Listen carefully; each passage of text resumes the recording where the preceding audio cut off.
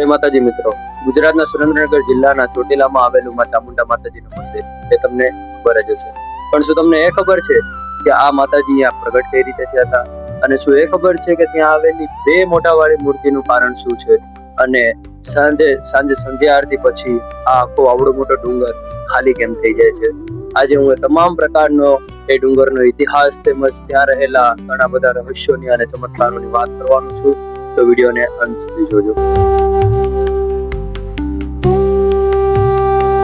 પૌરાણિક કથા મુજબ આજથી હજારો વર્ષ પહેલા ચંડ અને મુંડ નામના રાક્ષસનો ખૂબ જ ત્રાસ હતો. એ દેવી દેવતાઓને બહુ હેરાન કરતા હતા. એક વખત આ બધા દેવતાઓએ માં શક્તિની પૂજા અર્ચના કરી, એમને પ્રાર્થના કરી. તો અંબિકાના લલાટ એટલે કે મસ્તકમાંથી એક એવી શક્તિની પ્રગટ થઈ, એક એવી ઉર્જા પ્રગટ થઈ કે જેને આ ચંડ અને મુંડ નામના રાક્ષસનો વધ કર્યો. અને આ ચંડ અને મુંડનો વધ કરવાથી જ આ માતાજી ચામુંડા તરીકે ઓળખાણા. અને એ સમયે આ ચોટીલાનો ડુંગર એ યુદ્ધનું મેદાન હતું, તેથી માતાજી ત્યાં જ પ્રગટ થયા અને ત્યાં જ વિરાજમાન થયા. કહેવાય છે કે આજથી હજારો વર્ષ પહેલા ખંત ઋષિ તપસ્યા કરી રહ્યા હતા. એ વખતે માં ચામુંડાએ એમના સ્વપ્નમાં આવીને કહ્યું હતું કે હું આ ડુંગર પર બિરાજમાન છું. ત્યારબાદ આ ખંત ઋષિએ આખા ડુંગર ઉપર શોધખોળ ચાલુ કરી દીધી હતી. અને એ સમયે એમને માતાજીના સ્વયંભૂ દર્શન થયા હતા, એમના સાક્ષાત રૂપના દર્શન થયા હતા.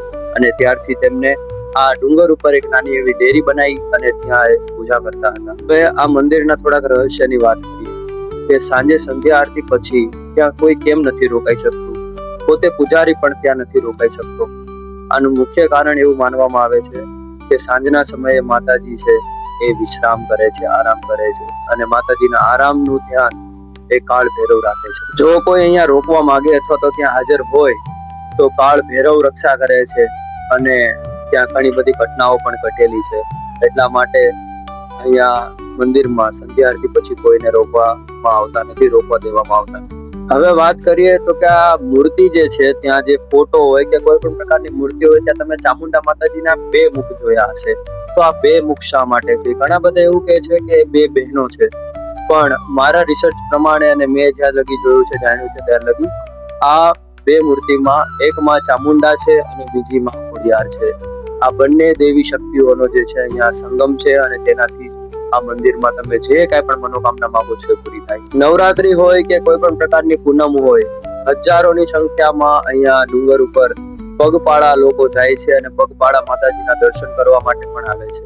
અને આ માતાજીનો એટલા માટે જ સાહસ છે, સત્ય છે કે માતાજી અહીંયા તમામ પ્રકારની મનોકામના પૂરી કરે. ઘણા લોકો એવું પણ માને છે કે આ મંદિરના ડુંગર ઉપર 1000 પગથિયા છે, પણ હકીકતમાં ત્યાં 635 પગથિયા છે.